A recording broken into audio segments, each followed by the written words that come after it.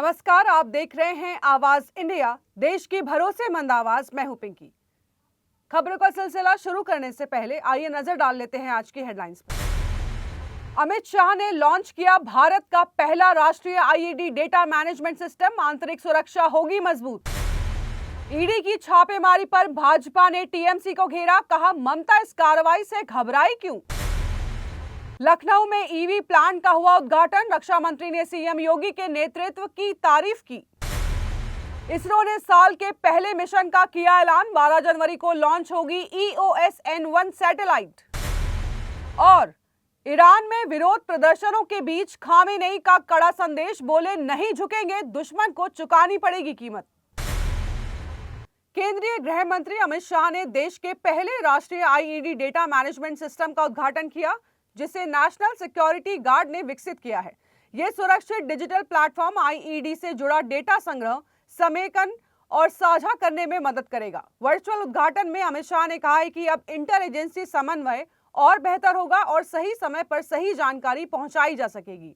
NSG ने 1984 से आतंकवादी घटनाओं का विश्लेषण किया है और इस सिस्टम के जरिए आतंकवाद रोधी ऑपरेशन, हाईजैकिंग विरोधी कार्य और बम निष्कासन की दक्षता और बढ़ेगी।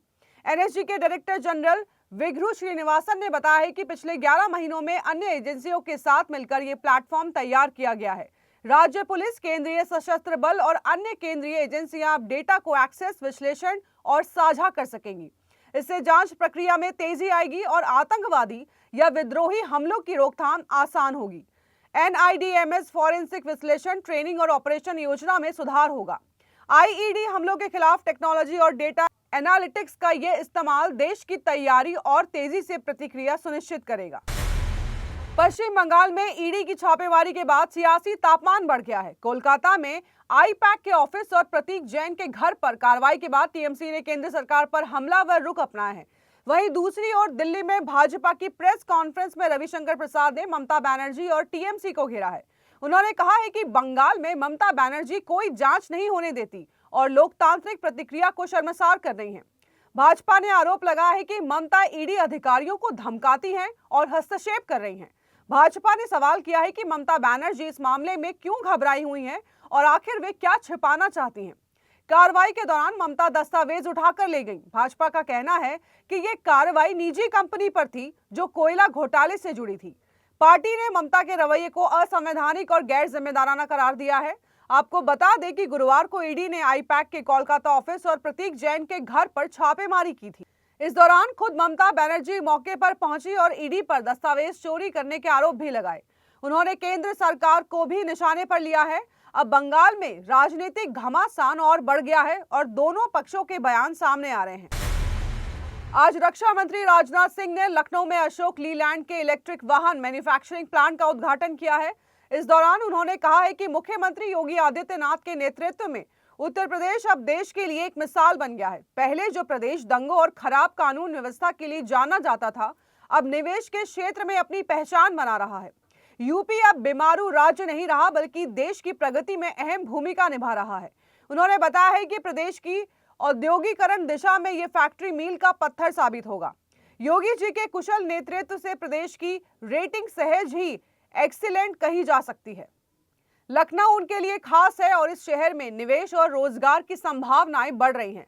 इससे प्रदेश के युवाओं को अपने क्षेत्र में रोजगार मिलेगा। रक्षा मंत्री ने आगे कहा है कि अब यूपी ब्रह्मोस मिसाइल के निर्माण में भी महत्वपूर्ण भूमिका निभा रहा है। भारत अब हथियारों के निर्माण में आत्मनिर्भर हो रहा है और इसमें यूपी का योगदान बढ़ रहा है। उन्होंने मुख्यमंत्री योगी आदित्यनाथ को प्रदेश में कानून व्यवस्था और निवेश के क्षेत्र में हुए सुधारों के लिए बधाई दी।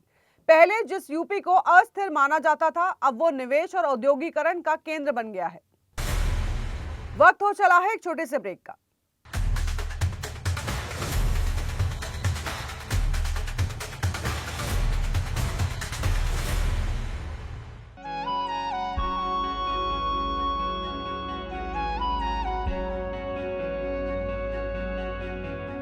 आवाज इंडिया, आवाज इंडिया।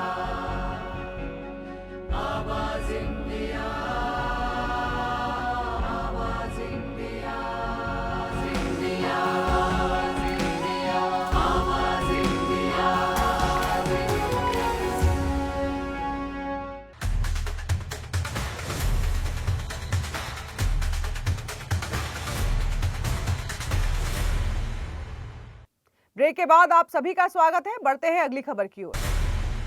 इसरो ने साल 2026 के पहले लॉन्च मिशन की आधिकारिक घोषणा कर दी है।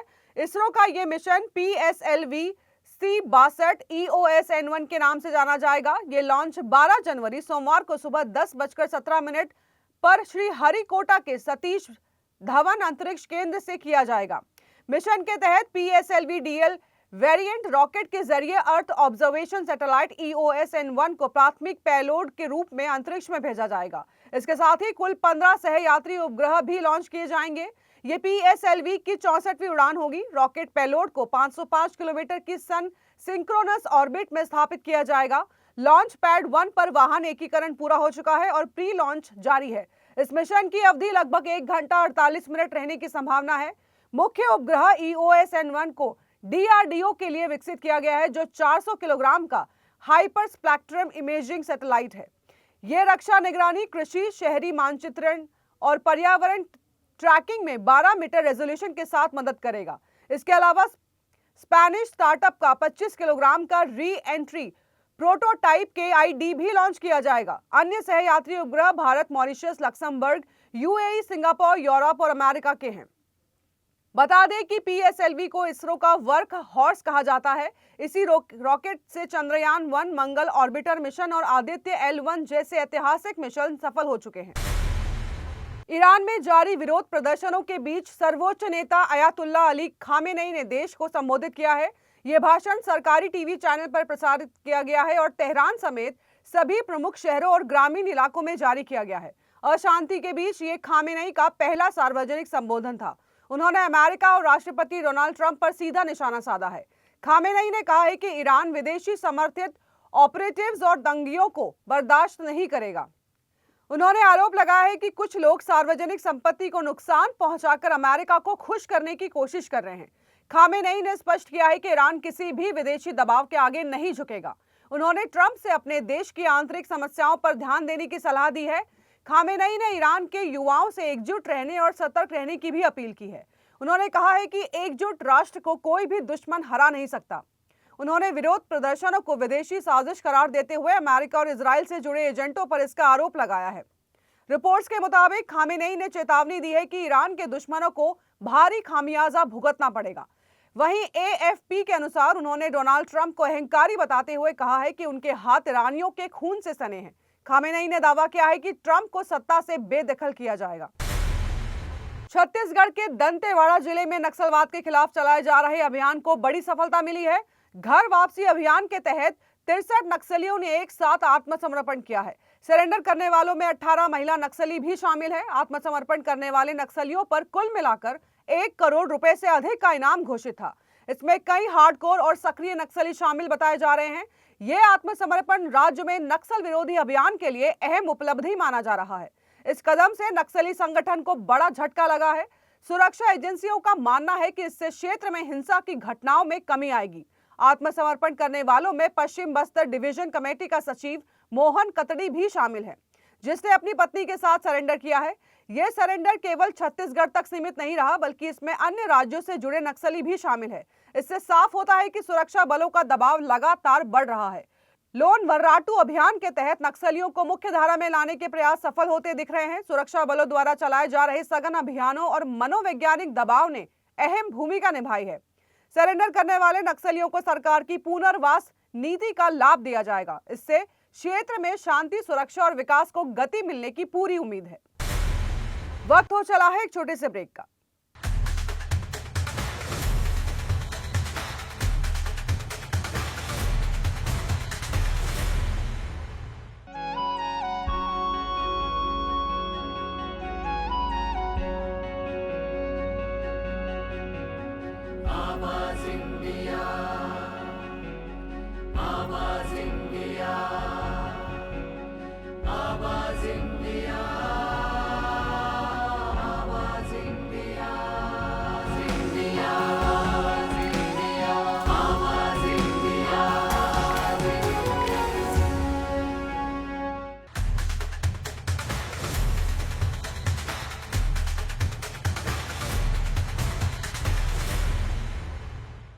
ब्रेक के बाद आप सभी का स्वागत है। बढ़ते हैं अगली खबर की ओर।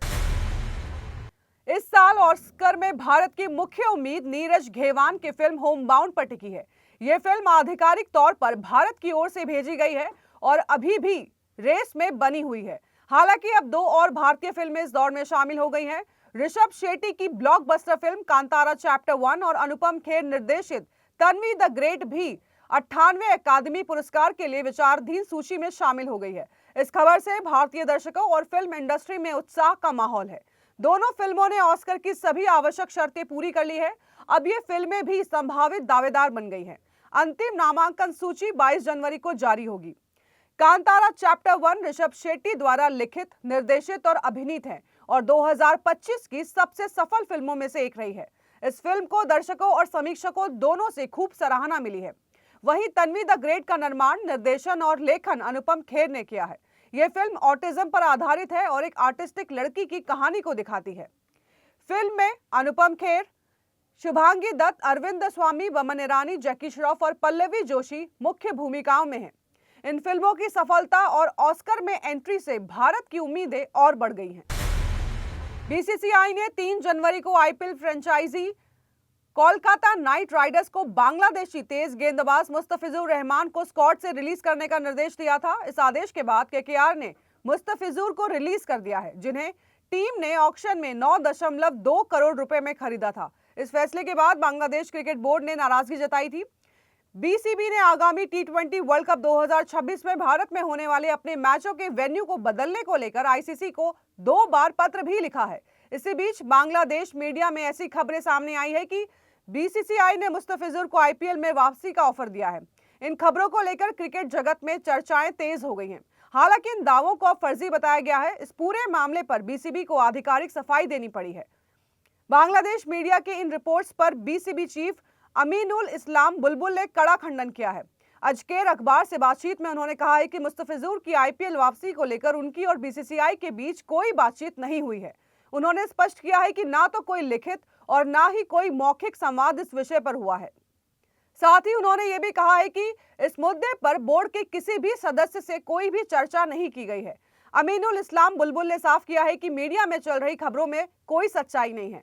वहीं बीसीबी ने 8 जनवरी को आईसीसी को दूसरा पत्र भेजा है। इसमें भारत में सुरक्षा को लेकर चिंता जताते हुए अपने T20 world cup match Sri Lanka में कराने का अनुरोध किया गया है।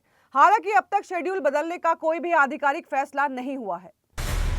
तो देश और दुनिया की बड़ी खबरों में फिलहाल के लिए इतना ही। जुड़े रहिए आवाज इंडिया के साथ, जल्द होगी मुलाकात। तब तक के लिए नमस्कार।